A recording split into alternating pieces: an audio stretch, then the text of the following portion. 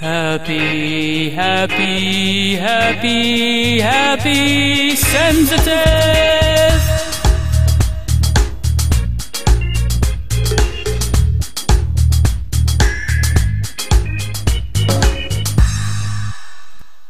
Hi, this is Caroline van Kimmenade from The Happy Sensitive, and I want to talk to you here about the 3 essential shifts that we sensitive people need to make in order to feel better, happier, and be stronger. So, number 1.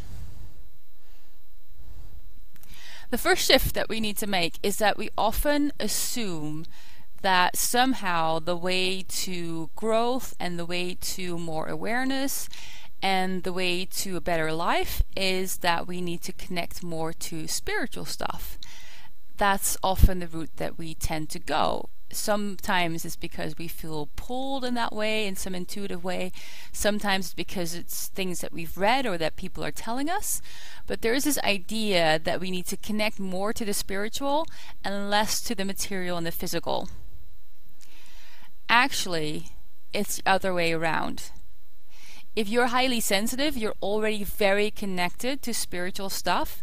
You're already very connected to the sphere, which is kind of non-material and interconnected, where everything is already very much connected to and communicating with everything else. There's already this sense in which everything is connected in a way that goes beyond the physical. You already have that. But what we often lack is this ability to bring that awareness into our physical life in many ways, to be comfortable in our own bodies, and to create a practical lifestyle that actually helps and supports us. So the way in which we become stronger and the way in which we become the way in which we increase our own well-being is actually by becoming more attuned to our bodies and becoming more attuned to our physical reality that we're a part of. Okay, shift number 2. So the second shift we need to make is that we need to start looking at ourselves as a kind of peace access point for other people. Usually we have a tendency to want to help others and to want to help others feel better by helping them deal with their problems and actually kind of suffer along with them. And this actually is not helpful at all.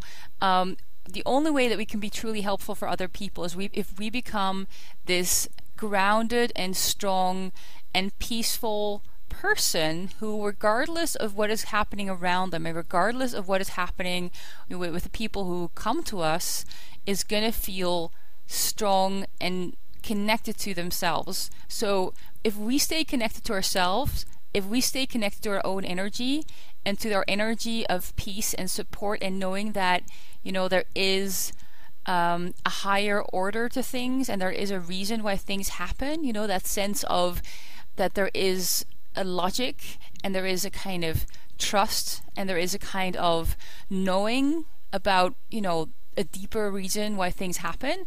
If we can stay connected to that and communicate with other people without taking on their issues, then other people can actually kind of lean on us.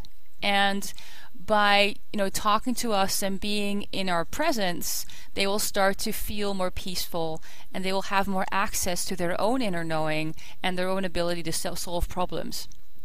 So really, if you can get to a place where you get really peaceful in yourself and you can maintain this around other people, you're a lot more powerful and you're a lot more helpful than if you just kind of take on everybody's issues and carry them around with you. And obviously this is not something that just kind of happens from one day to the next, you know, so there's a lot of steps in there, but it's really important to realize that that is a choice at some point that you can make, where you stop focusing on other people so much and you stop focusing on wanting to solve all their issues, and instead you start focusing on yourself and start focusing on everything inside of you that is keeping you from being peaceful. Because when that is resolved, you have a huge impact on your surroundings. And that may require going through a bit of a self-centered phase, you know, where you're more disconnected from the people around you, and you're more focused on what you need. And it might seem that you're not very helpful for others at all. But know that if you are willing to go through that period to really heal your own stuff and to deal with your own blocks to inner peace, then in the end, you're going to be much more available to others, and you're going to be much more supportive for other people. Okay, shift number 3. So the third shift is that we need to stop doing things for other people. We have a really big tendency to just kind of see what's going on with other people, and we can kind of, read them in a way. We kind of know what they're feeling, or we know what they're going through, and we think that we need to step in and take over. And that does not work. It's a lot like parents who do their children's homework. It may seem to help, but then the children move to the next level, and because they didn't do their own homework, they're not able to do the next level homework on their own. So really, you are kind of making other people dependent on you if you keep taking over for them. And so what you need to do is step back, allow other people to have their own problems, and be willing, to be supportive and helpful and offer ideas, whatever you want, but don't do whatever they need to do for them. Don't take over. Let them have their own experience, let them have their own life, let them live their own life, let other people make their own mistakes, let other people have their own pain as well, because pain is a really big important part of how we learn about stuff. If we don't have pain, if nothing ever hurts, then we have no way of figuring out what the right way for us to go is.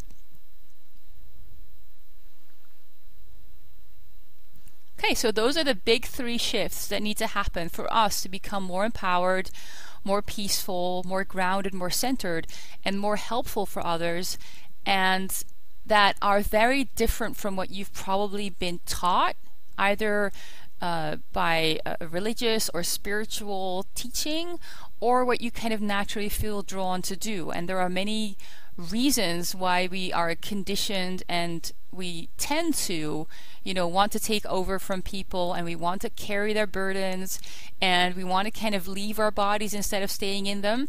But so all these 3 kind of tendencies that we have, they need to be reversed, and knowing that is the start of the journey.